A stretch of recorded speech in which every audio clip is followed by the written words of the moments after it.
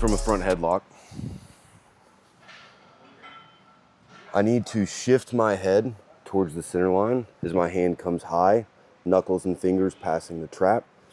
As that happens, I step forward with my outside leg and catch my grip, a double hook grip with my hands as my elbow flares to the spine. From here, my hips come in as I sit back to my guard and I drive my shin across his waist and throw my leg over his back. I crunch to my side while flexing my bicep, trying to curl his chin down towards his chest, staying low over top of the back of his neck, pulling my legs in with a knee pull for the finish. We can hit the same technique, front headlock, head shifts toward the center line as my hand comes high.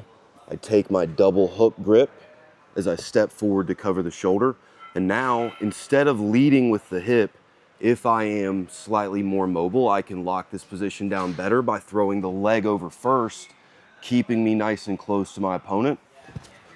As I throw the other leg in, shin across the waist, I crunch for the finish, keeping my elbow high and my wrist high, crunching over the top of the back of his neck and trying to bend his chin over my wrist down into his chest.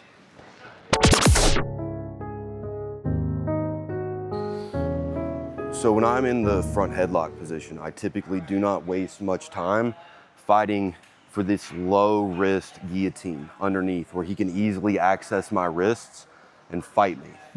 From the front headlock, I'm thinking about my grips first as control tools that allow me to split the chin and the elbow and start breaking him down to make him carry my weight uncomfortably. When it's time to circle the hand around the neck, if I'm in proper position with my head deep on this side to allow my weight to lean in, I don't have a lot of arm to make it around his neck. There's only so much space between my head and my elbow. And if I want to get my elbow under his chin, my head has to shift in that same direction. So I bring my head towards the center line so my hand comes high.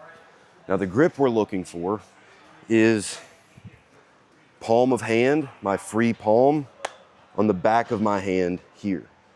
It's actually a reversed gable grip.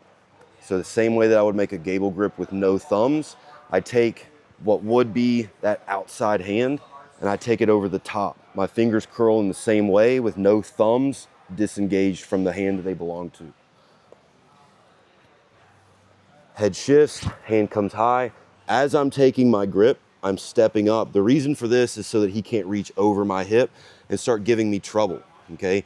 I want to close this space off, start taking parts of his body out of the game defensively.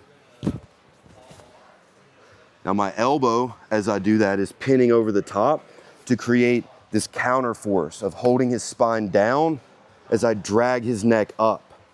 See, he wants to lift that spine. I'm not letting him because of my elbow. Now from here, we had two methods that we showed at first. If we are a little less mobile, we might want to start hip first, leading in and then throwing the leg over the back afterwards. What I'm trying to create here is a situation where my shin keeps him from coming forward into me and my leg around his hip and his back keeps him from hopping over to the other side. If I am choking him on this side, his defense would be to hop over my legs and go cross body so that I can no longer make an effective choke.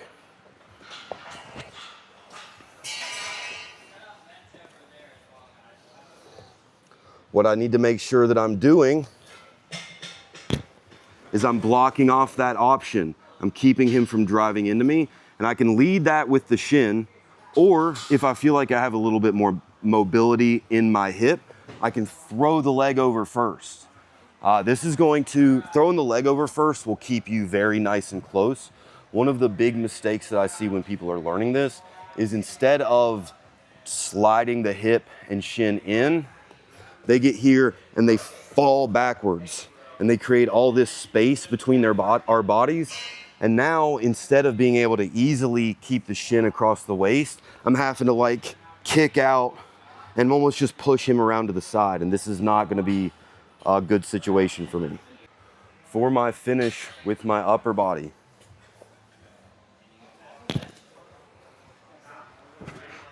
I need to make sure that I'm not extending my head away from my hands.